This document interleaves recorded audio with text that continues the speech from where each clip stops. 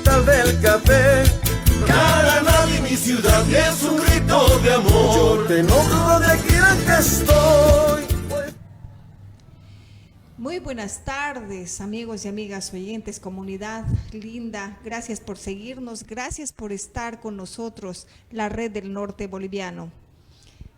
Damos la bienvenida directamente y rápidamente a nuestro invitado especial, el doctor Samuel Salvatierra, quien estaremos tocando pues temas como recordando nuestra historia, buscando nuestra historia caranaveña en nuestro set.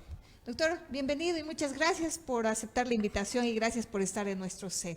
Gracias, comunidad, también por estar con nosotros. Gracias por invitarme a participar en tu programa.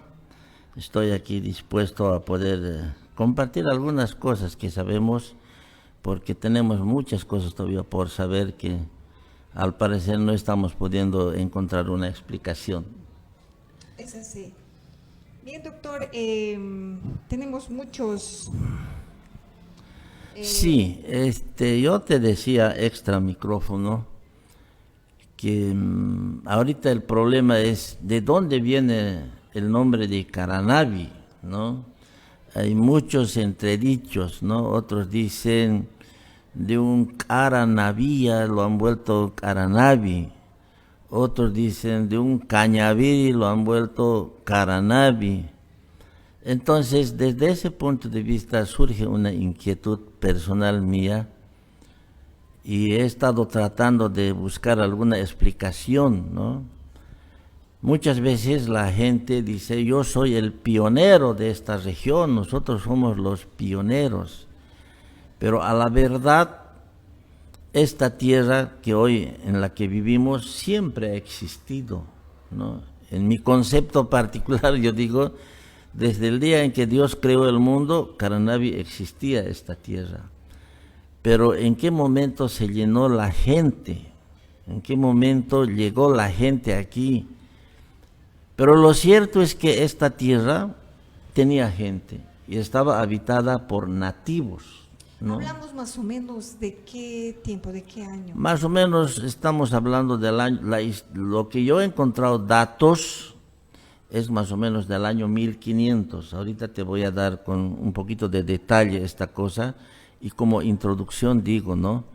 En este lugar vivían lecos y mocetenes con toda seguridad. Y los que hoy dicen ser pioneros, los que hoy vivimos aquí ya con nuestro título de propiedad, de nuestras propiedades agrícolas, de nuestras propiedades urbanas, prácticamente somos, yo diría, entre comillas, sin el ámbito de molestar, los avasalladores de estos pueblos nativos. Hemos venido con el decreto en la mano y hemos empezado a colonizar, luego hemos empezado a urbanizar y a hacernos dueños. Y los que originalmente estaban en esta tierra se han tenido que replegar. Los lecos, por ejemplo, hacia el lado de Guanay, hacia adentro, Guanay, Mapiri, Teoponte.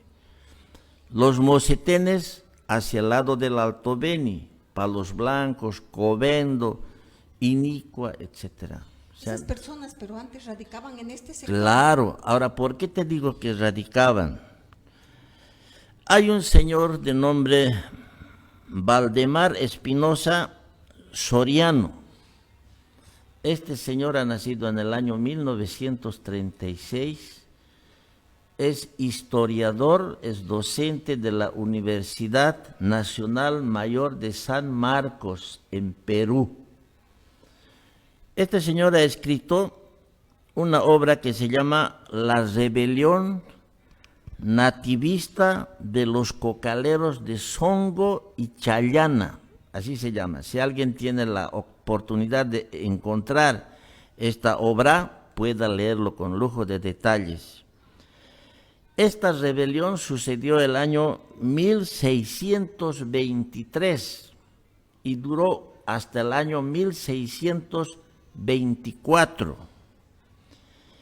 ¿Por qué fue la rebelión de los cocaleros? Ahora dirá, ¿pero qué tienen que ver los cocaleros? Tiene harto que ver por lo siguiente. En un principio, este señor habla de la provincia Larecaja y describe diciendo que el nombre verdadero era el Aricaja. No era Larecaja. No era Larecaja, era el Aricaja. Luego lo pusieron el nombre de Laricaxa. Laricaxa. Esto describe la topografía en el que se encuentra, cómo se encuentra esta región. Y finalmente los españoles lo pusieron el nombre de Larecaja. Con ese nombre conocemos hasta hoy. Hasta ahora, ¿No? Ahora, al mencionar los límites de Larecaja, dice pues, ¿no? Larecaja al noreste colinda, dice, con la selva de los chunchos infieles. ¿Por qué sí? ¿Por qué ese nombre de chunchos infieles? Porque era el lugar donde vivían los chunchos indios salvajes que no pudieron ser conquistados por los españoles. No se olvide que los españoles siempre entraron con la Biblia en la mano adelante para conquistar. Sí. Entonces, infieles porque no hicieron caso a la religión de los españoles, no se dejaron dominar, no se dejaron conquistar. Entonces, al describir Larecaja, dice, hacia el noreste colinda con el territorio de estos chunchos infieles, salvajes. Ahora, el corregimiento de Larecaja había sido creado el año 1565. Mira, ¿cuándo fue la independencia de Bolivia? 6 de agosto de 1825. 300 años antes, estamos hablando de 300 años antes de que suceda la independencia de Bolivia, ya habían fundado Larecaja con su capital Magdalena de Sorata. Magdalena de Sorata. Ahora, este territorio de Larecaja, del que estamos hablando, tenía 5 repartimientos territoriales. Estaba dividido en 5 partes. Y tenía 11 pueblos y varios pueblos anexos. Lo interesante de esto, dice, en uno de sus repartimientos que se llamaba Songo Chayana. ¿Dónde es Chayana? Aquí abajito, cerca de Guanay. De ahí para abajo es Larecaja hasta ahora, ¿no es cierto? En el repartimiento de Songo Chayana había anexo un pueblo que se llamaba Cañaviri. Cañaviri. Tenía un pueblo, no era de Larecaja, pero se ha anexado ese pueblo que se llamaba Cañaviri. Eso dice el historiador. Ahora, ¿Será que está hablando de Caranavi? eso es lo que ahí queremos llegar, ¿no? Ahí queremos llegar. Por otra parte, menciona, había otro repartimiento territorial, porque estaban repartidos en 5 territorios, ¿no es cierto? En el repartimiento de San Francisco de Combaya, también había otro pueblo anexado a este repartimiento. ¿Cuál era? Este pueblo se llamaba Carabani. Carabani, Caranavi, ¿no será? ¿No es cierto? Ya te genera una sospecha, ¿verdad? Claro, Carabani. Bueno, hasta ahí Larecaja lo dejamos. Ahora vayamos a los yungas. Yo digo que nosotros no somos yungueños, porque los yungas era otro territorio. Para el tiempo de los españoles, los yungas, no les llamaban yungueños, les llamaban los yunguinos. Los yunguinos. Los yunguinos eran la clase social despreciada por los españoles. ¿Por qué? Porque se dedicaban al cultivo de la coca. Era el sector de Sud. Todo eso, ¿no? Entonces, los despreciaban porque decían, estos mascan, tanto mascar, se vuelven sonsos, se vuelven brutos, les decían. Y los españoles pensaban eso, ¿sí? Entonces, los yungas en el año 1572, estamos hablando del territorio de los yungas, sigue antes de la independencia de Bolivia, había 62 hogares. O sea, 62 familias vivían. Pero dice, los yungas tenían un límite con un pueblo que era la tierra, dice, de los chunchos. Mira, hace rato hemos dicho los chunchos salvajes, la Arecaja, ¿no? Frontera con los chunchos salvajes, los de abajo. Los yungas de allá, frontera con la tierra de los chunchos. Ahora, ¿a quiénes les dirían chunchos? Seguramente a los lecos, a los mocetenes, a esos grupos originarios que andaban con su arco, con su flecha, se vestían de distinta manera, etcétera, etcétera, ¿no? Pero más o menos da a entender que puede ser que sea este lugar. Más o menos da a entender. Pero ahora hay un detalle más todavía. El virrey Francisco de Toledo, en aquella época ya explotaban el Cerro Rico de Potosí. El virrey Francisco de Toledo exime, dice, hace que los yunguinos no sean llevados para el trabajo de la vita a las minas de Potosí, sino más bien que se queden en ese territorio, dice, defendiendo ese espacio territorial de los chunchos que no se dejaron conquistar otra vez. Los chunchos vivían en este territorio. Claro, eso da a entender Para la claro, historia. ¿no es cierto? Ahora, dejemos de un lado, ya hemos dejado la Arecaja, ya hemos dejado yungas. Sí. Ahora vayámonos a Songo, allá, Songo. Describe, dice, que su territorio se extiende, dice, desde las cordilleras, que hay de los, ¿no? La Paz, desde las cordilleras, dice, hasta un lugar que se llama Carañabi, mejor dicho, Cañabiri. Otra vez Cañabiri salta, en la Arecaja había Cañabiri, ¿no ve? Sí. Otra vez, hasta el lugar de Cañabiri es Songo. ¿Qué más dice? Que de Songo a Cañabiri hay una distancia de 45 kilómetros. Y que caminando, porque esas veces no había carretera ni hasta ahora hay de aquí a Songo, se caminaba por camino de herradura, era un camino muy escabroso y le llamaban el camino de la escalera. Y que Songo tenía un río que desembocaba, dice, para llegar a terminar en el río Beni. O sea, está hablando del río Songo que conocemos. Pero ese Songo tenía límite ¿con quién? Con este territorio llamado Cañabiri.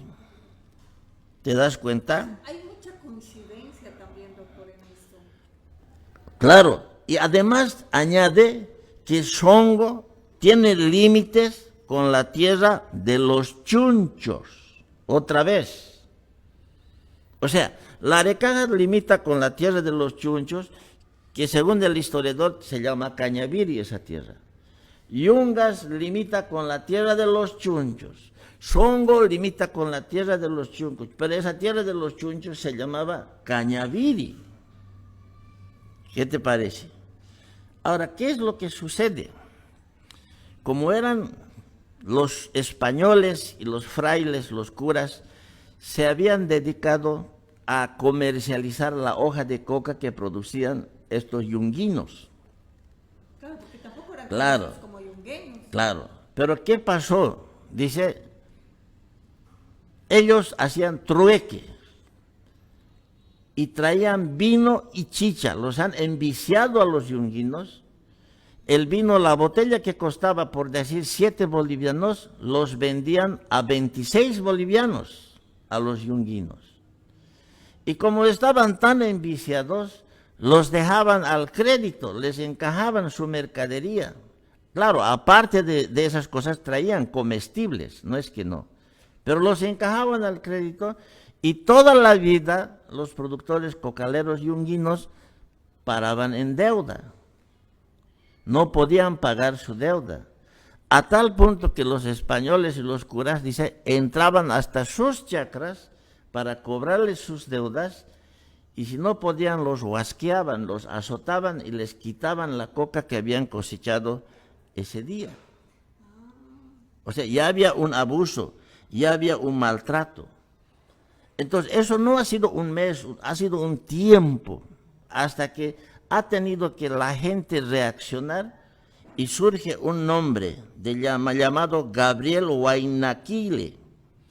Este Gabriel Huaynaquile se autonombra y se pone el nombre de Huayna Cápac.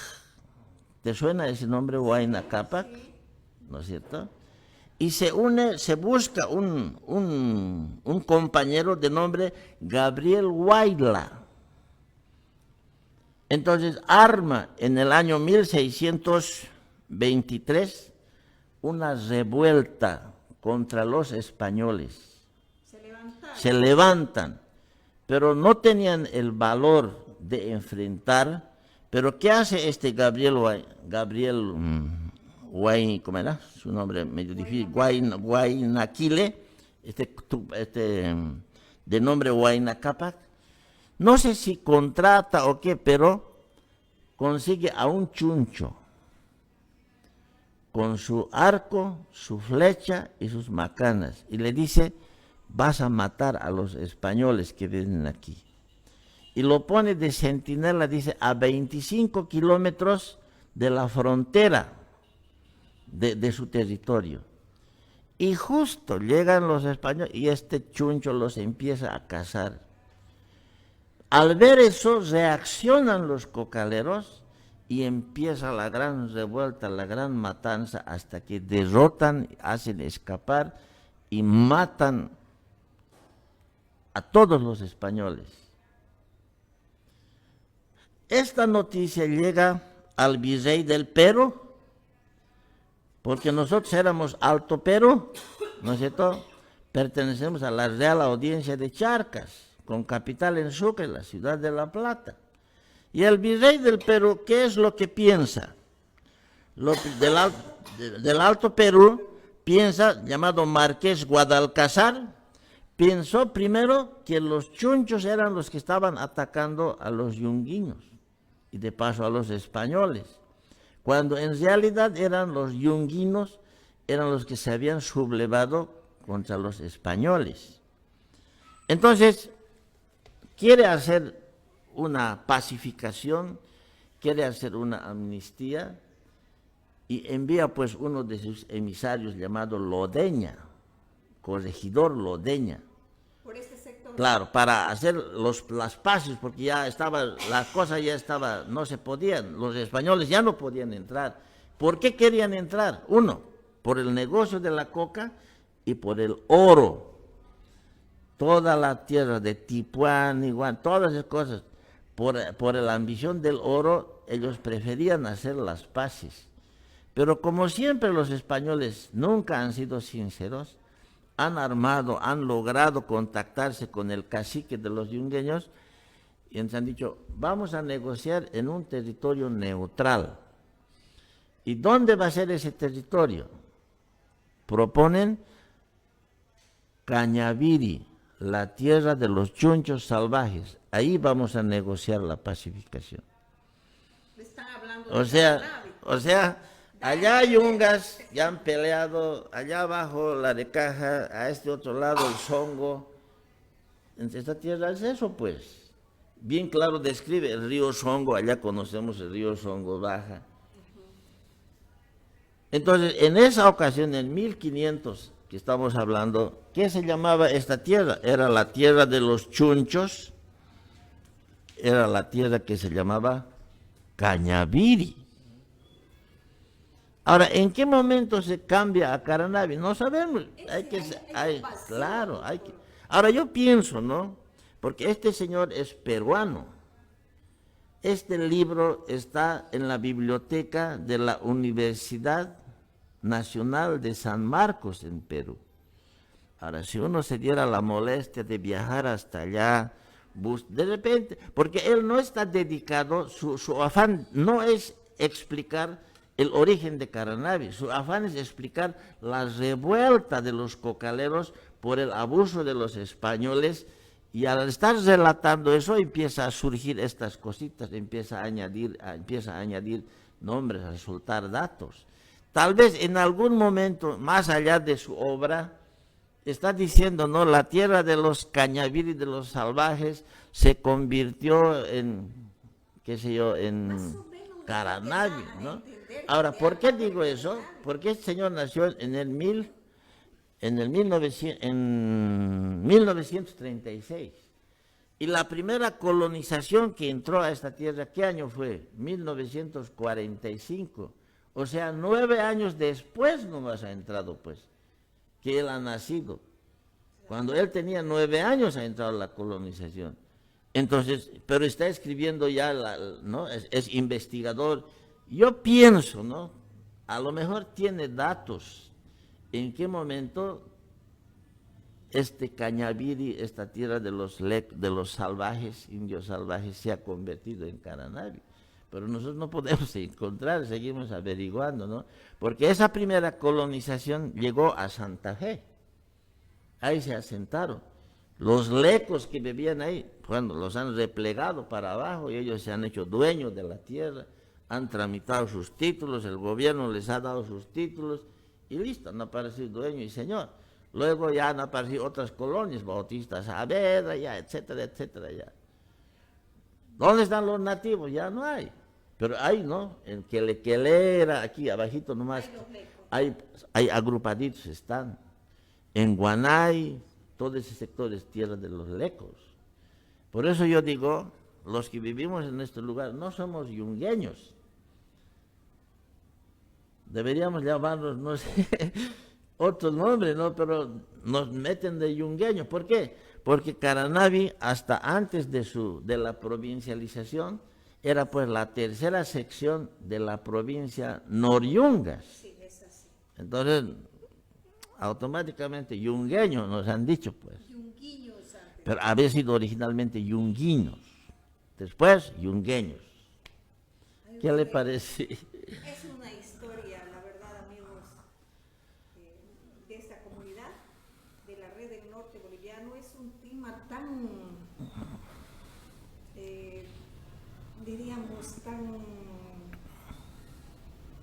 preocupante para nosotros los caranaveños, que queremos conocer parte de nuestra raíz, porque estamos a pocos días también de poder celebrar la provincialización. Así es. El nacimiento de nuestra provincialización de Caranavi, doctor. Ahora yo me acuerdo, ¿no?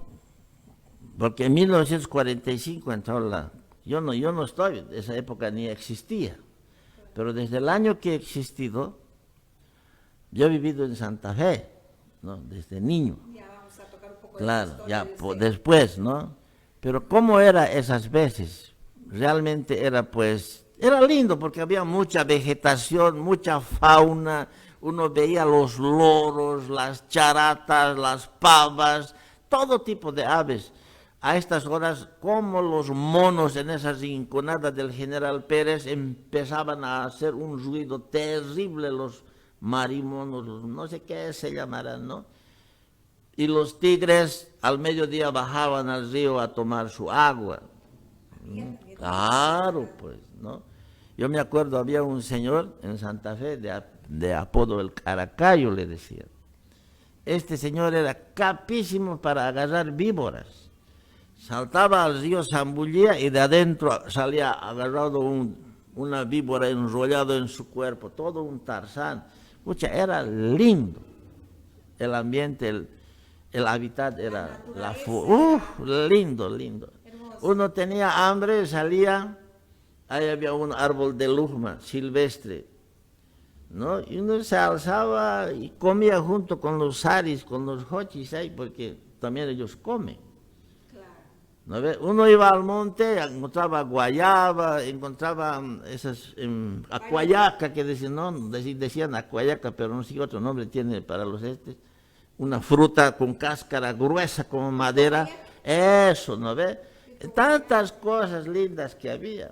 En los ríos habían pescados enormes. Aquí cerca nomás en el puente de Batallón, uno se paraba en el puente colgante y veía cómo los sábalos estaban subiendo así en fila india. De lindo que era, ¿no? Hoy en día ya no se ve nada de eso. Pero así como era de lindo la naturaleza, era bien inhóspito este lugar. La gente enfermaba de carachas, de puchichis, decimos nosotros, de malaria, morían de fiebre amarilla, yo me acuerdo, 3, 5 personas por día enterraban. Ya no había lágrimas, ya era tan normal ver muertos, la gente hacía broma, ¿no? Gritaban, pariente, ¿qué? Y hay caldo de fideo para comer, decían. O sea, porque para el velorio hacían, ¿no?, su caldito de fideo, así. No vas a ir, ¿no? Era tan, pero no había pues cómo curarse de esas cosas. Yo me acuerdo, mi papá iba al monte, yo no sé qué hierba sería, traía unas hierbas, lo lavaba y en batán los machucaba, sacaba su jugo y eso en una ollita, en una jarra llevaba. ¿Para qué es eso, papi? Yo, niño, ¿no? No, está con fiebre amarilla, voy a ir a curar. Le hacía tomar sus mates, esos, así como jugo, como mate, y algunos se salvaban, algunos se morían. Era terrible la situación, ¿no? Me acuerdo bien. Eso es lo que le nació a usted, el poder estudiar medicina. Ah, sí, todas esas cosas me han motivado bastante a mí para poder estudiar medicina, para poder ayudar, ¿no? Más que todo, la vivencia que uno ha sentido, cómo uno sufre, ¿no? Una pastillita de aspirina era pues gran calmante. Hoy en día estamos buscando productos sofisticados, no lo daban, pero para aquella época era así. Una pastillita de penicilina era pues el mejor antibiótico de lo que existe hoy. Con eso te curabas de un plumazo. Así como somos un país subdesarrollado, también creo que nuestros microbios han debido ser subdesarrollados, ¿no? Porque esos medicamentos tan sencillos te curaban. Sí, mucho hace a veces la fe, doctor. También, ¿no? Y las mamás aprendieron, porque como la gente migró del altiplano aquí, no eran nativos ya pues, aprendieron a manejar las plantas. Yo me acuerdo, había una planta que se llamaba el colomoni, decían, el colomoni. Estaba uno con fiebre quemándose, te machucaban el colomoni, hacían hervir, te bañaban con eso, te envolvían con una sábana, dormías y despertabas sin fiebre. Pero hoy en día ya no pasa pues así. No, se ha sofisticado también la enfermedad, al igual que nosotros. Y en esa época yo me acuerdo perfectamente bien, había la quina. El negocio era de la quina. Los trabajadores... ¿Más o menos de qué año más? Te estoy hablando del 68 más o menos. Por ahí más o menos te estoy hablando. La gente iba al monte a cosechar quina y los rescatadores... Te estoy hablando en Santa Fe, yo vivía en Santa Fe, más, no aquí. Aquí estoy viviendo ya a lo más grande, posteriormente. Habían rescatadores de quina. Entonces por las tardes llegaban cargados sus quinas, llegaban y vendían ahí.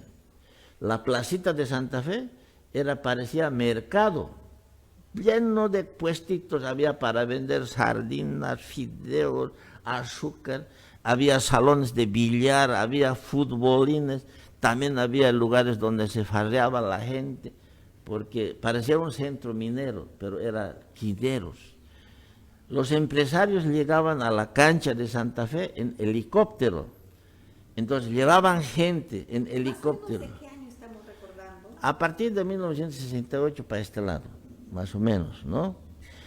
En helicóptero se llevaban la gente. ¿Dónde diablos los llevarían? Un lunes. Y volvían viernes a estas horas. Y el helicóptero venía como el zancudito cargado sus quinas así, colgado llegaban. Cobraban y listo. El domingo a hacer campeonato, a hacer cualquier cosa. El lunes otra vez. No había pues ese taxi, no se conocía taxi, motocicleta, todo era a pie. Y si había era un camioncito al que había que subirse como a garrapata para ir de Santa Fe al coche hasta Guanay. ¿no? O sea, la cosa era difícil, pero yo digo, era mejor la naturaleza, claro, mucho mejor que hoy, ¿no? Hoy en día los niños ya no saben ni qué es una chicharra, ¿no ve? Porque ya no se ve. Pero en aquella época las chicharras a la hora de la siembra de arroz, chicharra, agarraba, jugaba, con un guatito le amarraba allí, como helicóptero hacía volar, tantas cosas que uno ha vivido, ¿no? No había pues piscinas, esas cosas, uno al río iba a chultirse, ¿no? Se lanzaba de las rocas, se lanzaba de los árboles, hacíamos concursos, ¿quién aguanta más tiempo debajo del agua? Botábamos una piedra blanca en la parte más honda, a ver quién es el más valiente a sacar, ¿cómo se jugaba, no? ¿Qué tiempos aquellos? Realmente se extraña. Yo hubiese querido que esa época haya habido una filmadora, algo siquiera para tener registrado. No había, pues, ¿no? Había esas cámaras fotográficas en blanco y negro, ¿no? Y uno tenía que llevar a hacer revelar hasta La Paz, porque aquí no había reveladoras, ¿verdad? Así que difícilmente podíamos tener un recuerdo solo en la mente, nada más. Sí, doctor, eso es cierto. Tengo una curiosidad, doctor. ¿Caranavi se iba a fundar en Santa Fe? Bueno, eso dicen, ¿no? Como la primera colonización llegó a Santa Fe, debería haber sido allá, ¿no? Pero no nos olvidemos que este lugar es estratégico, pues, ¿no? De este lugar el camino se parte a Alto Beni, de este lugar se parte a La Paz, de este lugar se parte a Guanay, hacia la zona minera. Entonces, eso ha hecho que este lugar, también han habido personas visionarias, ¿no? que han hecho sus inversiones en este lugar. Bueno, ha crecido y ya se ha hecho una ciudad, en cambio Santa Fe ha quedado relegado como un pequeño pueblo, ¿no? Que ahora, bueno, está cambiando ya, se le ve más bonito, en cambio antes era pues un pueblito, como un pueblo abandonado. Pero con grandes recuerdos para mí. Claro, toda su infancia. Sí, sí. Usted se vino muy pequeñito a Santa Fe por la situación de su señor padre. Así es, yo en realidad he nacido en Chulumani, yo soy chulumaneño, yo sí soy yungueño, ¿no? Chulumani, ¿no? He nacido en el mes de julio. Mi papá era profesor, entonces antes las clases se pasaban pues en la mañana y en la tarde, todo un día. Entonces las clases no terminaban en noviembre ni en diciembre, terminaban en octubre. Ya fin de año era octubre, noviembre, diciembre, enero, teníamos 3 veces de vacación. Entonces mi papá ni bien terminó el año lectivo, seguramente supo algo de este lugar, se vino pues aquí. Yo llegué a Santa Fe con 3 meses de edad y desde ahí me crecí en ese lugar. Y más me siento pues de este lugar que del otro, porque no conozco ni tanto Chulumani, alguna vez he ido de pasadita, pero ahí no tengo nada conocido, ni un pedazo de terreno, así que como cualquier forastero turista he pasado, ¿no? Pero más me identifico yo aquí porque aquí he vivido en esta región. Aquí ha crecido, se ha desarrollado. Claro, en la escuela yo he estado en Santa Fe. ¿Qué escuelita es? Gualberto Villarroel era una escuela particular, una escuela cristiana de la iglesia adventista. Antes la educación era pésima pues en el sistema público. La escuela fiscal era pues una lágrima.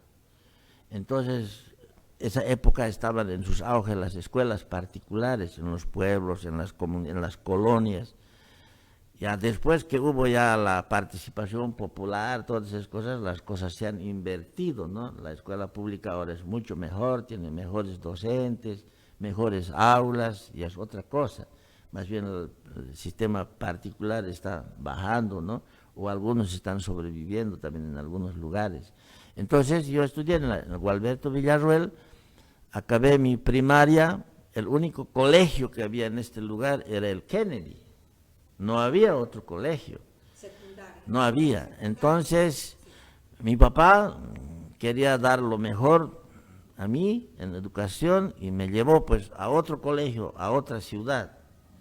Bueno, ahí acabé yo mi bachillerato, todo eso, luego entré a la universidad y Por ese motivo es que en el momento de la provincialización, el año 92, yo no he estado aquí.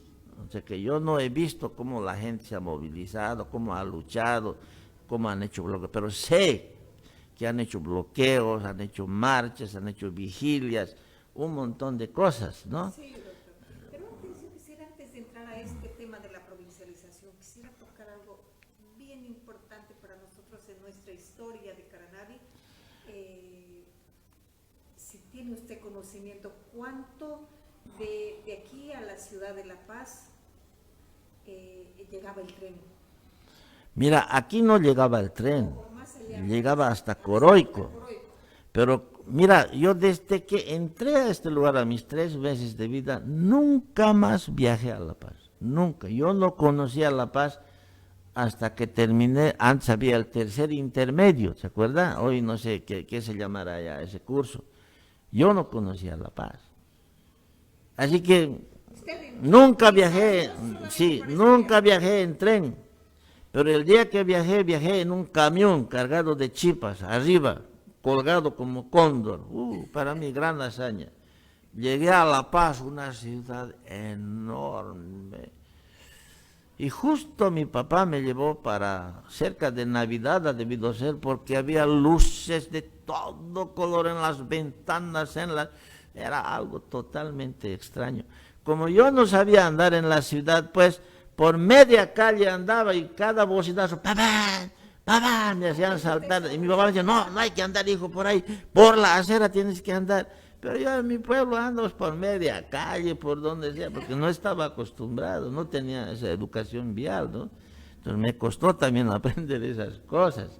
Pero antes viajábamos en camión. Luego hubo la flota yungueña.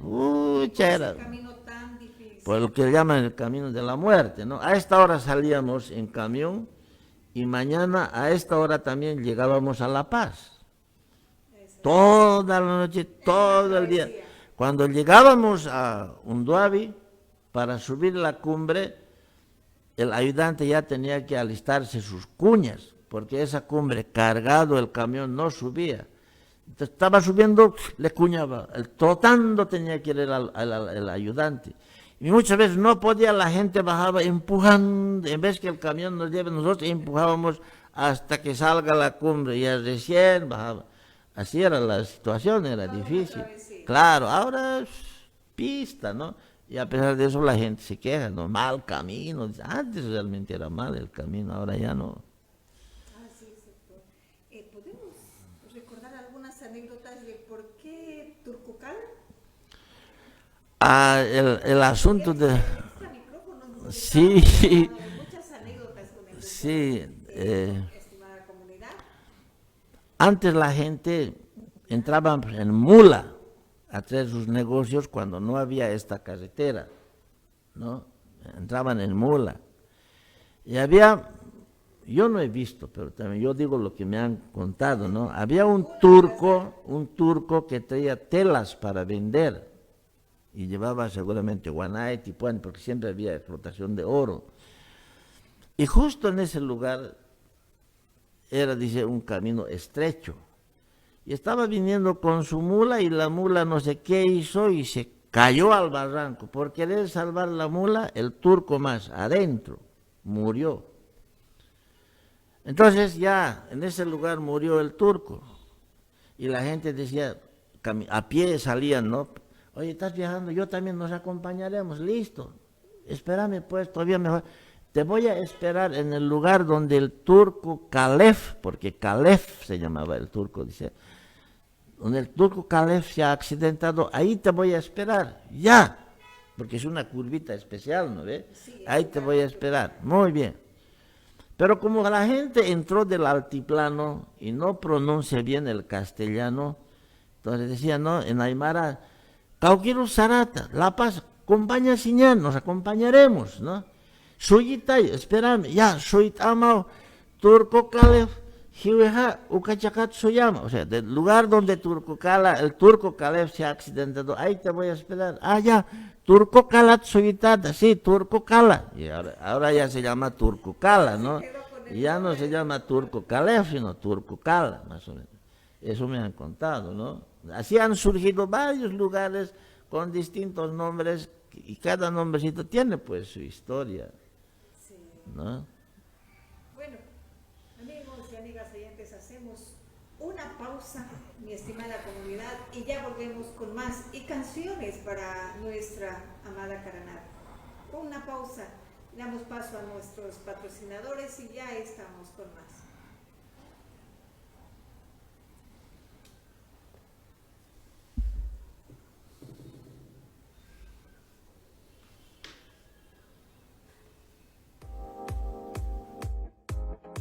En Senda Salvaje, disfruta el verdadero sabor del café, acompañado de masitas frescas.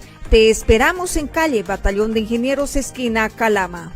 Cafetería Aventura de Marlene Colque. Cada café es un momento especial. Ven a la salida de Guanay, esquina 1 de Mayo, y vive la aventura con sabor.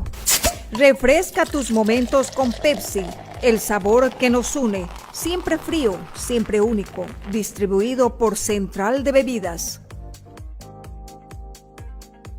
Los hijos en la lejanía te añoran y están siempre pendientes de ti y pronuncian tu nombre con orgullo y devoción. A ti tierra bendita de amor.